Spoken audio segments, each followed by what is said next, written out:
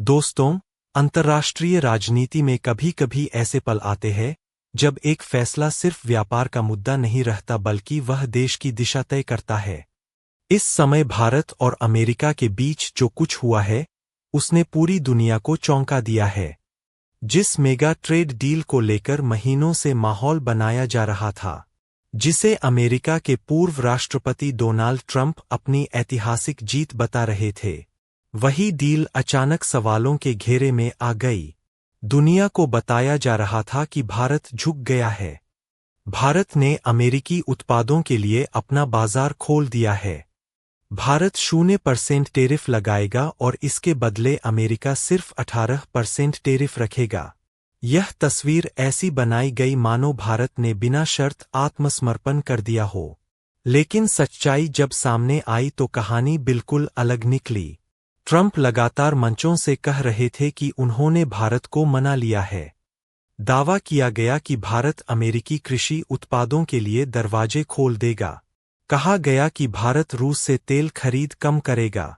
यहाँ तक कि यह भी प्रचारित किया गया कि भारत $500 मिलियन का निवेश अमेरिका में करेगा। पूरी दुनिया में यह संदेश गया कि भारत दबाव में आ गया है। लेकिन सवाल यह था कि क्या सच में ऐसा हुआ था? क्या भारत ने लिखित रूप में कोई ऐसी प्रतिबद्धता दी थी, या फिर यह एक राजनीतिक बयानबाजी थी जिसे जीत की कहानी बनाकर बेचा जा रहा था? असल कहानी तब पलटी जब भारत की ओर से संकेत आया कि ऐसी कोई अंतिम डील साइन नहीं हुई थी।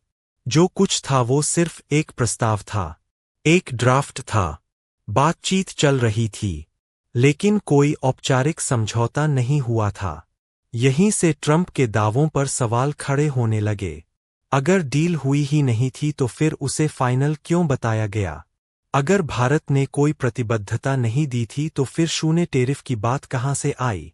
सूत्रों के मुताबिक यह सिर्फ व्यापार समझौता नहीं था बल्कि एक बहुस्तरीय रणनीतिक समझौता बनाने की कोशिश थी।